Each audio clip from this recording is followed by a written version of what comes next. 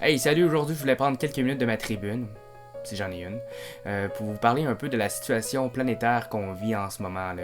La fameuse pandémie COVID-19, aka tout le monde en quarantaine.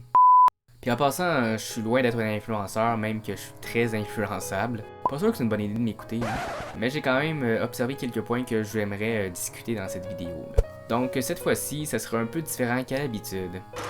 Pour commencer avec un lien geek, j'ai vu dans les derniers jours un post qui m'a fait rire mais aussi réfléchir. Celui qui dit que si l'année 2020 était une personne, ce serait le personnage de Thanos, le gros méchant dans Avengers. Puis je pense que c'est une excellente analogie. Dans le film, le personnage réussit à éliminer la moitié des êtres vivants dans l'univers. Pas rien, là. Incitant à revoir notre façon de vivre dans toutes ces sphères. Il est donc question d'ajustement mais aussi de revoir ses priorités.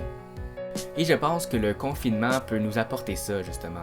Ouais. Je ne vous apprends rien en vous disant que vous pouvez enfin voir cette pause comme un moyen de se redécouvrir ou de faire le ménage un peu dans sa vie, enlever ce qui est pas nécessaire.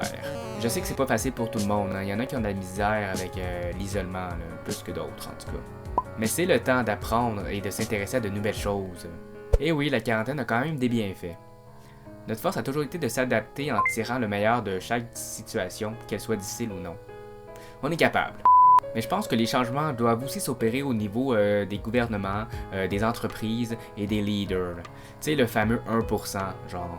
On vit une période plate parce que la majorité des services ne sont plus disponibles. Mais il y a quand même des points positifs ailleurs. C'est évident qu'il y a maintenant une diminution de pollution en général et que les gens n'ont pas le choix de faire des changements dans leurs habitudes d'achat. Il n'y a plus grand chose à acheter à part de la bouffe, du savon puis du papier cul de toute manière. Pour vrai, j'espère que ça va se régler, mais en même temps, j'ose espérer que ça va faire bouger les choses dans plusieurs domaines. J'ai toujours pensé qu'une apocalypse de zombies aurait eu un effet similaire. J'imagine qu'on va pouvoir dire qu'il y a eu un avant et un après. C'est une affaire historique qu'on vit en ce moment. Puis je ne veux pas parler de capitalisme ou de communisme ou même de simplicité volontaire, mais tu sais, en ce moment on dépense que pour nos besoins essentiels, puis je pense que c'est un pas dans la bonne direction là. Ça prouve qu'on est finalement capable de faire attention à son argent. Pour une fois. Comme dirait McSween, il y a peut-être bien des choses qu'on n'avait pas besoin avant. Là. Faut juste prendre le temps d'y penser, puis là, ben, on en a pas mal.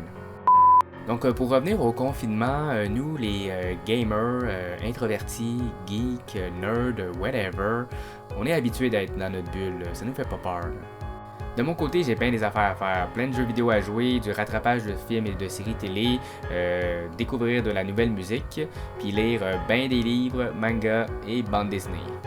Sans oublier ma blonde et mon chien à aimer, tu sais. Je pense que je vais être capable.